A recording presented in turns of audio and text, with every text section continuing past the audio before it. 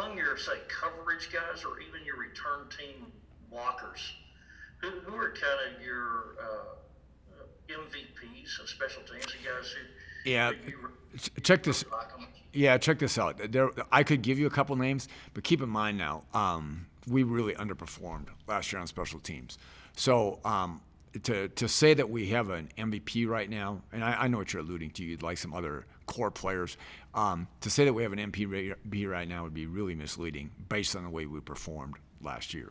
But as far as guys who have a key role on special teams that show up a lot, you've got a couple core names.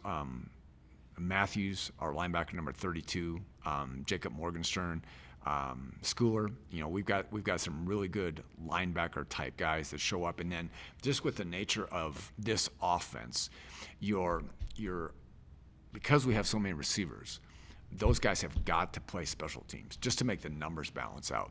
And so that's a position that we're continually looking to develop. And a young guy that played a lot of teams last year was Loic Fungi.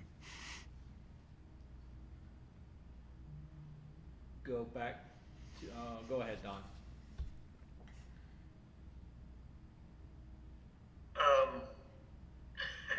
Actually, I'm now showing my age. I kind of lost my train of thought here. Actually, Eric jumped in. We'll go to Eric. A second.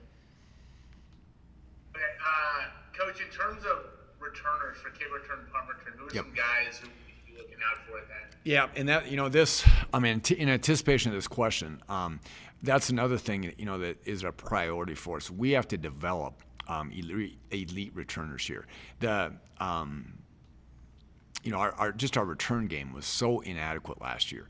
And again, I take responsibility for that. But it's so easy to say so much of having a good return team is just have a great returner. Just go get a great returner. And they're, again, now talking in circles. It's our job to develop those. So in the kick return phase, guys that we're looking at literally on a daily basis, Chad Townsend, the tailback. Miles Price, we've got to get involved in the return game. Either in either phase. We're looking at him in both punt returns and kick returns. Marquis Waters, one of our new transfers, we're looking at in the kick return phase, along with Dadron Taylor, who you're familiar with from last year. And then Taj Brooks would also be a potential kickoff returner. And in that, just in those names that I read to you, you've got a great mix of physical guys and speed guys. Miles Price is a legit wiggle guy, was a really good returner in high school. Chad Townsend can just go get it with no moves. Taj Brooks is physical. So again, in amongst that pool that I just read to you, it's our job to develop an elite returner.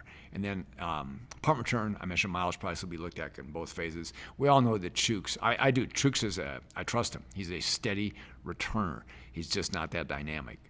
But he is going to catch the ball, and he's got a chance to make the first guy miss. And then another guy who would be kind of in that dependable category would be Whitfield. And then we've always used, we've looked for the last 2 years now, we've looked at Adrian Fry back there. We continue to do that, but there again, whether he hasn't done or we haven't developed him, Adrian has not been an elite return yet. We've got to get that done.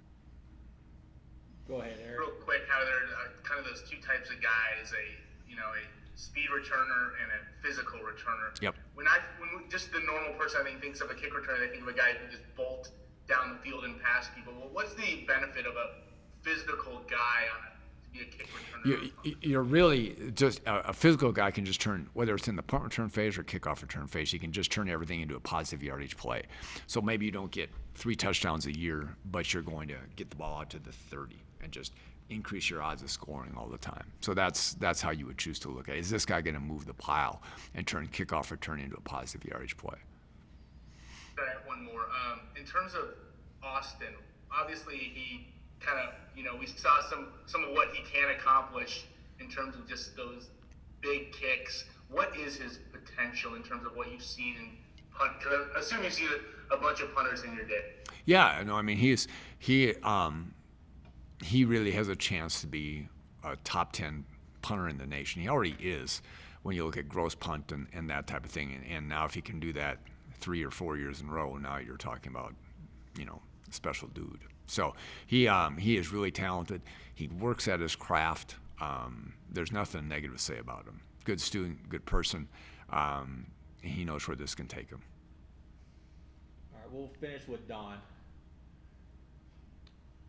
Following up on when you were running down the list of return guys, did you Yes, sir. mention Whitfield, Jeff Whitfield? I did. Don, I mentioned him on the punt return phase. Yes, sir.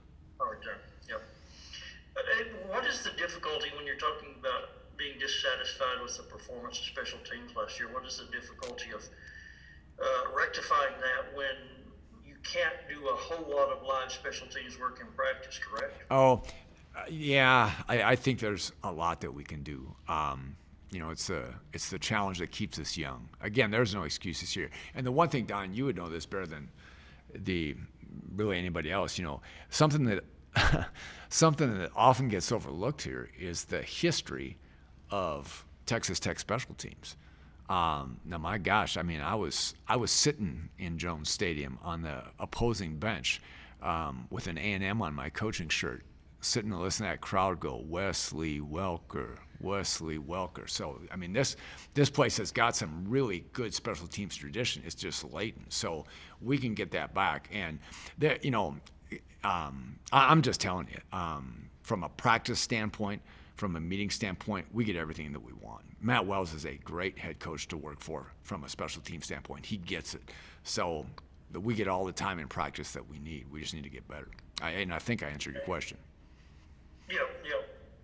And actually, I was just looking back at your resume, and I guess I started when you were a young assistant at Wyoming. But something else I was thinking about was when you were at Texas A&M, when you were working for Coach Fran, it seemed like he had a reputation for doing some trick play stuff, and it seems to me that y'all ran like a trick, maybe return. It might have been a trick play return or just a trick play period in a Tech A&M game down at College Station. He was more of a gambler, would you say, than perhaps Matt is or some of the other coaches? No, I wouldn't agree with that. Having worked for both guys, in special teams, you're always looking forward to simply taking advantage of what's given. And so with Matt, we're always going to carry fakes. It's just a matter if the opportunity is given to we call them. We just check out of them. So, yeah, no, I've worked for both guys. I would say Matt has taken just as many calculated gambles as previous coaches I've worked for. Gotcha. Yep. All right. Hey, Coach, I guess I'll start off with, what would be a lengthy response, so apologies, but is there any way you could break down each of those new guys in terms of those grad transfers that you brought in some of them, I guess, aren't grad transfers you brought in the secondary? Can you just break down each guy for me? Yeah, Marquis Waters naturally is the one that I know the most about. I recruited Marquis out of Atlantic High School in Delray Beach, and I've known him since after his sophomore year of high school, so we've got a long history. And he's been really good for us. I knew exactly what he was. Very, very intelligent kid, passionate about the game of football, and just really a good guy for a group of people that need leadership to learn from. He studies the game the right way. He goes about doing things the right way. And what he brings to the table is invaluable for guys like Kobe Minor and Nate Floyd who need examples like that. So been really pleased with him, but no surprises at all. But like I said, because I've coached him for several years and already knew. Malik Dunlap is another kid I've known since about his junior year in high school. Recruited his school in Charlotte. Malik committed to North Carolina State early, but I was by the school many times trying to recruit him, but we developed a relationship, and so it was an easy transition when he entered the transfer portal. And the good thing about that is he and Marquis had actually formed a relationship, even though both played at different schools, because a lot of those guys in the triangle in North Carolina work out together. You've got North Carolina and Duke 8 miles apart, and NC State's 24 miles apart. So those guys would often get together and work out and do different things, so they develop relationships. So once Marquis committed to us and Malik entered the portal, it was kind of a natural fit. Knowing a lot of the same people just worked out really good for us. Now, Malik has had shoulder surgery, so he hasn't done a lot for us this spring. But again, I know a lot about his blueprint, know a lot about what he brings to the table, and just having the presence of guys like that in your meeting room is tremendous, because those guys really take football seriously. Those guys have played football, at the Power 5 level and has success doing it. So it naturally brings a level of respect to the room. And Rashad Williams, I knew of Rashad coming out of high school because I have a long history of recruiting Memphis, Tennessee. But the key to Rashad Williams was his high school coach and me are really good friends. We go back 20-something years, and he contacted me before Rashad even entered the portal and said he had a guy that he thought I'd be interested in, and he said the young man told him that he was looking for a coach he could have a relationship with and a couple other things. And his high school coach contacted me and asked me would I be interested. And naturally, it's a natural fit. And the interesting thing about Rashad is, he's played quite a bit for those guys out there at UCLA, but he's very green in the sense of a lot of things that he's learning right now. So I think his ceiling is really high. Anytime you can get a guy with that length, with that knowledge of the game, and he's a very explosive kid. I mean, he's tall and lanky, but he has a lot of explosion to him. So I'm really excited about watching him progress throughout the rest of the spring, and then improving this summer, being in the weight room with Coach Schultz, and then getting the chance to zero in when I get him back in fall camp. Go ahead, What Eric. stands out about Malik on tape in terms of what he can do on a football field? Well, I've seen Malik play in person, a couple different times throughout high school. And he's just a big, explosive athlete. It's very, very rare that you find a guy that size that has the flexibility that he has in the explosion. And, oftentimes cornerbacks are smaller guys compared to big receivers, but there's not going to be many people that line up against Malik that's going to have him from a physical standpoint. And what it does for you, in a secondary unit, it gives you a presence of a guy that when you get down inside of the red zone, or you get down inside of what I call the war zone, 10 yards in, you've got a guy that can be physical enough to put their hands on people and cause them problems. When people try to line you up in bunch and stacks and throw now routes out there and try to dominate corners on the edge, this is a guy that people aren't going to be able to do that to. He's a very physical presence. He's very fluent, but Malik is also a really, really good student of the game. And I think he brings some flexibility to us. I don't necessarily like to classify defensive backs as just corners and safeties, because the objective is to get the top 5 guys on the field. So when you've got bodies like that and you've got guys that have played before, that allows you to be able to get your best guys on the field, especially if you get an injury, throughout the course of the season or so. Go to Sean. Coach, which of your players have shown a new gear since last year, shown you something that you didn't see and have impressed you so far? I would say both Adrian Fry and DeMarcus Fields. Most people don't know, but, DeMarcus Fields, I never had a chance to coach directly until we were into the season last year. So he and I kind of linked up, and it was kind of coaching on the run. And so just seeing him now, the mindset, the attitude, and just his knowledge of the game, and just watching him in a completely different role, as a leader. And I challenged him to become the leader when I had my exit meeting with him, and he told me he was going to return. And he's done a really good job of doing that. And Fry has made tremendous strides, I think, by just understanding the position. He's a guy that had a lot of success here early, and then didn't play as much as he wanted to last year, playing behind DeMarcus Fields and Zach McPherson most of the year. And I think stepping into a role now where, he has a chance to be the guy again.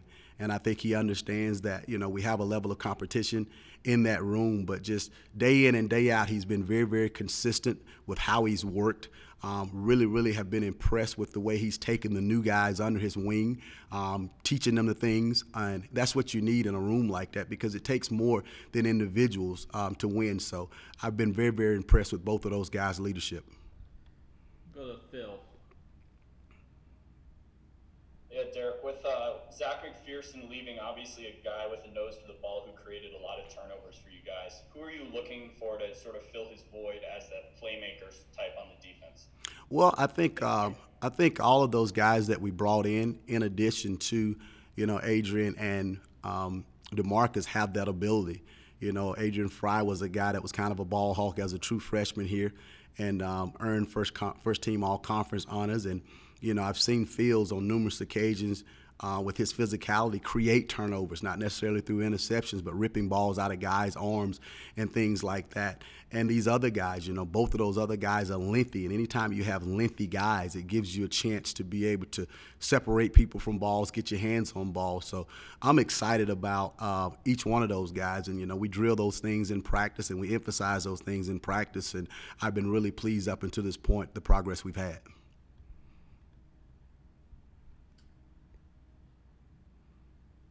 Go back to Eric.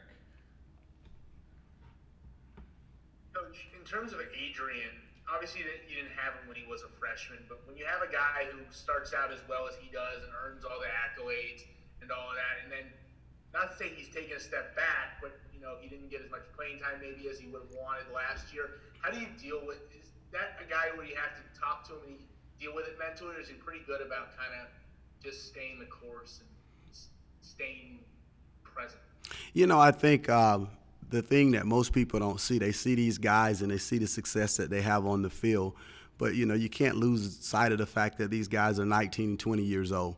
So there's still a lot of maturing that each one of them have to do. And when I inherited this group last year, I was the fourth defensive back coach they had in 4 years as a unit. And it was completely different. And, at this very time last year, I'm in North Carolina trying to coach these guys over a Zoom, and they don't even know who I am as a person. So it was difficult on all those guys. But I think what you have to do as a coach, what you have to do as a leader, is you have to instill a mentality and you have to instill standards, because that's what's going to help you be successful. And I think as a coach, the thing you have to do is you have to affect the person before you can worry about affecting the player. Because once you have an effect on the person, they automatically going to become a better player, because the habits, the discipline, and everything that you want to preach come into play. And those things just naturally come. Unfortunately for Fry last year, he was playing behind two pretty good football players. I mean, one made first team all-conference, the other guy made honorable mention all-conference, and we were never really in a position last year from a team standpoint to be able to do a lot of rotations. And oftentimes when you get into a pretty good rhythm, that's just what you stay with. And it wasn't necessarily anything negative against Adrian. It was probably more so of a positive because, game 3, 4, 5, Zach and DeMarcus really started to play well. But I think he did a good job of accepting that role. Nobody likes a role, especially when you've been a starter, being a guy that's playing behind somebody else. But he handled it well. He and I had several talks throughout the season, about things like that. And I think he's learned from it. I think he's stronger as a result of it. And I think it's put him in position to be a good leader for us in the group right now. Go back to Phil.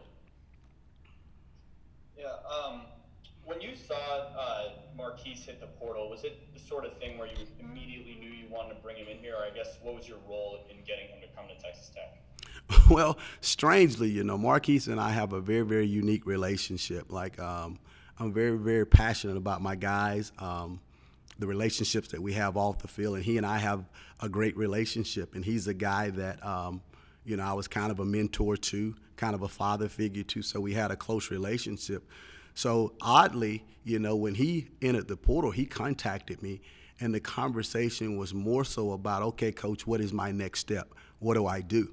And as we started to progress into it, me just kind of advising him, because the last thing I want to do is to convince the guy to come somewhere that they don't have knowledge of because of me. I'm not going to ever do any of my guys like that. So I actually kind of helped guide him, throughout the process. He told me some people that he was talking to, and he talked to me about a few places that he was interested in. And then I actually got COVID. So I'm laying in bed, and he all of a sudden really just calls me one day, and he's like, I'm going to commit. And I'm like, where? He's like, I'm coming to Texas Tech. But long story short, I think it was more grandmother telling him that's where he was going than anything else. I have a great relationship with his grandmother and him. But ultimately, Marquis knew from the beginning that he wanted to come, not only to play for me, but to have a little bit more portion of that relationship. Oftentimes in the situation, in the seat we sit in, we're the last line of instruction, the last line of mentorship these young men have before they enter the real world. And, Marquis did everything he set out to do at Duke. He graduated from Duke with a very high GPA, and he wanted a different football experience. But at the same time, I think it was a benefit for him to have the experience of being able to come, and he and I expand upon our relationship as well. So it wasn't really a whole lot into the recruitment process. I wish I could sit here and tell you that I did something very special, but between our past relationship and Grandma, it was kind of a layup. Go to Sam, and then Don after that. Hey Derek, you mentioned a little bit about last year having to get your know your guys virtually, before you made the move. I'm curious how that has affected you in recruiting, in particular this state where you haven't had the opportunity to shake hands and be face to face with a lot of the high school coaches, and how challenging has that been, and I guess how much you're looking forward to the time when this dead period is lifted and you're able to get into the high schools and get to know people a little bit better from a recruiting standpoint. Yeah, it's definitely been odd, to say the least, because you're talking about me coming from a situation to where I was at one place for 12 years, having the same recruiting areas for 12 years or more. Most of the places I recruited at Duke, I'd recruited most of my career. So you have long-standing relationships, like the relationship I had with Rodney Salisbury at Whitehaven High School, who's Rashad Williams' head coach. And, coming here and not being able to get out on the road recruiting since I've taken this job has been difficult. But, I don't think any of us can live in the world of excuses. We have to be able to adapt and adjust. And, luckily, by the luck of the draw, there's the transfer portal. So instead of me having to take guys that I don't quite know, guys that I have not been able to see from an ability standpoint, or guys that hadn't had a chance to get to know me to know if they want to come play for me, I want to come play for Texas Tech, I was able to get some guys here that I had prior relationships with. But, what we've done, we've tried to be proactive and, getting on Zooms with coaches from across the state of Texas and getting on the phone with them and developing those relationships. And luckily for me, man, I've had a social media presence for a long time that a lot of those guys are a part of my platform. So it's really been good, just getting to link up with a lot of guys that were following me that are Texas high school coaches in my area now were following me when I was at Duke University. So it's been pretty easy. Naturally you have to get out face to face to be able to sell yourself to these coaches and these young men. But on the flip side of it, they can't get to us either. So, it's really kind of everybody's in the same situation. But the transfer portal has been really good for us in that regard because, you're not making mistakes on taking guys. Go to Don. Hey, Coach, I wanted to ask you about maybe some of the other guys whose names have not really come up yet. And so I'm just going to read off a list of about a half a dozen defensive backs, and you tell me if there's one or two that jump out at you, if there's been any notable development with any of these guys. Seth Collins, the two Cams, Cam Watts, Cam White, John Davis, Nate Floyd, Kobe Minor. Any particular thought on any of those guys as far as developments or setbacks, or how Seth Collins looks coming back from his injury again, or just got anything from that pool of players? Well, Seth, on the front end of things, Seth is a guy who's still, making the transition. Right when he made the transition for us last year, he got hurt. So he's still kind of in the first stages of learning how to play the position, having been a quarterback, having been a receiver, and he's still battling through a little bit of injury. But the one thing Seth does bring to the group is he has the mentality that you want. I think anytime you're talking about a group, the most important thing that you have to have is a mentality of the group. And Seth is one of those guys that you can always point to as a coach and say, this is how you do things. Seth does everything that he does full speed. He's always over here in the building, doing extra stuff, and that's good for those young guys to see. So whereas he isn't able to get out there on the field right now and do everything from a learning standpoint, he's been a really, really positive leader for us behind the scenes. Kobe Minor, really just getting a chance to coach him. It's weird to say when you've been here for a year, but Kobe Minor was one of those kids that came in last year, and I think he may have missed close to 45 days between COVID and close contacts during the summer camp, so I never got to coach him much. And once you decipher between the guys who you getting prepared to play ball games, and the guys who are going to be backups for you and scout team guys, they don't get a lot of one-on-one instruction. So really and truly, I'm getting a chance to coach Kobe for the first time. And he's going through some growing pains or whatever, but it's just like any freshman that I've ever coached going through. So really pleased with him. I mean, I love the way that he's grown. He's done a really good job in the weight room or whatever, but he's kind of at ground zero, from learning all the things that you have to know to play this position. But, he's a guy that's eager. He's a guy that's hungry. So I think he's got a very, very bright future. Cam Watts played a little bit for us last year. We're using him at the nickel position.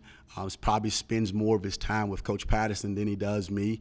But I think he's a guy that's going to be able to give us some depth in the secondary. But where I've told Cam he needs to really step up is becoming a contributor for us on special teams. Cam is a very, very fast guy. He's probably one of the fastest guys on our football team. And he's a guy that, again, has improved his body in the weight room, so looking for him to contribute to us. Cam White is a guy that came out of junior college last year, played sparingly for us, but he's made tremendous strides in the few days that we've had in practice. I think he's grown, I think he's matured, and I think he understands the difference now in being at a Power 5 school as opposed to a junior college. So I think you'll see him contribute to us in the secondary early, and we're looking for him because we need his ability. I mean, he's a very, very talented guy. He's a very twitchy guy, and he brings a lot of things to the table. John Davis, another freshman in the same boat as Kobe. He was his roommate last year, so it seemed like every time those guys came back, they'd come back for 1 or 2 days and they were gone for 12 again. So he's in the same boat, just kind of feeling this way. But Kobe, Nate, and John are all basically like getting guys for the first time because they didn't get a lot of that one-on-one instruction. So John's a smart guy, can learn multiple positions in the secondary. So really just scratching the surface for what he is. Now Nate has really, really been a positive light for us in the spring. We've moved Nate from corner to a safety position, and he's bought into it. He's picked it up. The thing about Nate is he went from 170-something pounds to 190-plus pounds or whatever. And he's a guy that brings football savvy. And, the recruiting philosophy when you recruit DBs is you always want guys at the safety position that have corner skills, from an athletic standpoint. So you recruit as many corner-type guys as you can, and you bump those guys in, and then you get guys with ball skills playing back there. So Nate is the guy that we're looking at as the prototype of the future for that. So I'm really, really excited about what he brings to the table.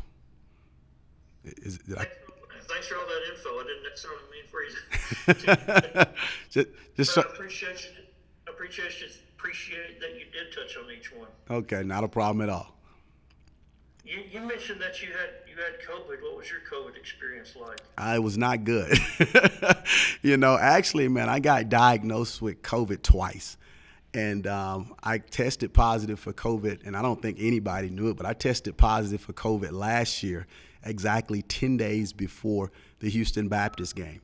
So I missed the first 10 days leading into the Houston Baptist game. So when you marry that with all the close contacts that we had and all the guys not being there, my first time really getting a chance to see the guys perform was actually at that Houston Baptist game.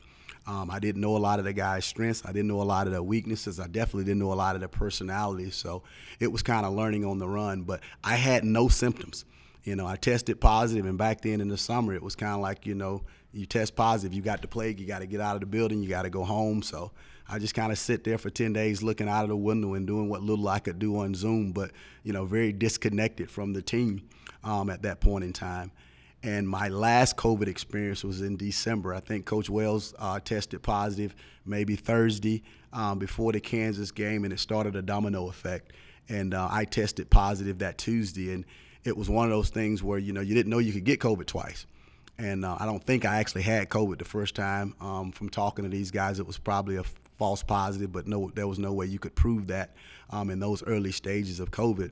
But the second one, I actually went to the training room myself and told him something's wrong, because we had Coach Randolph, we'd had Coach Farmer, we'd had Coach Wells, and I think Coach Randolph, and then myself. And, I was sitting in my office one day and just kind of felt very, very fatigued and, kind of body aches and pains or whatever. And it almost felt like I'd had the flu for several days at that point in time. And when I finally tested, I was positive and went home, and it was bad. I mean, it was about 4 or 5 days of, being drained in bed. But, I overcame it. Probably the worst part about the whole COVID experience is when I had to sit in my bedroom for 10 days straight, and my wife treated me like I was a person that had a very, very contagious disease. So, going back to what you were discussing before the season opener, you said you're out of the building and everything for those 10 days until game night, basically. I know coaches don't like to make excuses, but that's not an ideal situation. What we know about how Houston Baptist passing game, the success they had against y'all last night, or that night, that was not exactly an ideal situation for the DB's coach not to have been present for 10 days leading up to the game, right? Yeah, I'm definitely one of those guys don't make excuses, but more than anything, I feel sorry for the players, because there was a lot of things that we were just not able to touch on. I had not put on any motion adjustments. I had not put in any man adjustments. I had not did anything in the way of game planning with the players for Houston Baptist. And there's no way for you to do that, on a Zoom and to be able to do it effectively. And, God bless Coach Patterson. Here he is trying to get a game plan together and trying to coach, an entire secondary. And that's very, very difficult to do.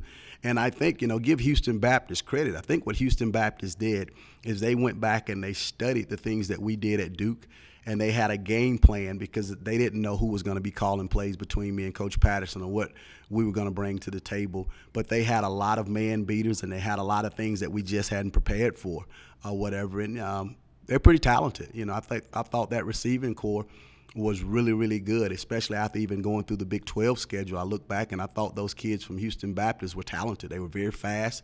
That quarterback was a savvy player that made a lot of plays. So, again, make no excuses at all. I was just proud of the kids for being able to find a way to win the ball game.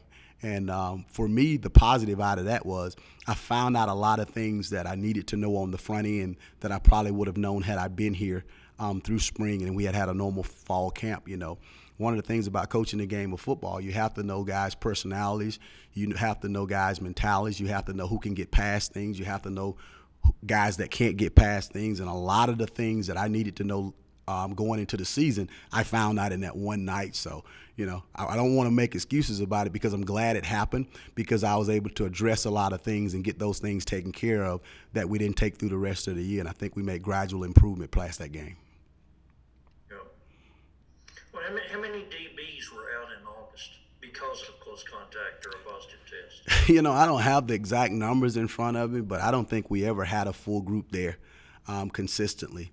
When you look at it, one leave, that's 12 days.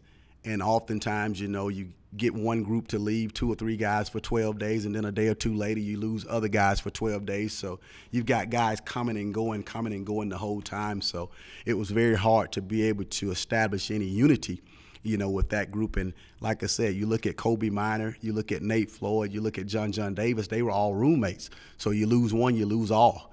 And so there was no way to know which one of those young guys could help us or even get those guys any reps or train them to do anything. And, right when things start to settle in a little bit for us, I get banned out of here. And that's definitely not ideal. So, those poor kids are out here trying to train themselves. And, my graduate assistant, Julian Wilson's trying to train them. And I'm trying to talk to him over the telephone before he goes out to practice and when he comes back. And that's just not ideal, to do when you're coaching football or whatever. But, we made it through it. And like I said, I think we learned from it. And hopefully that doesn't happen to us again.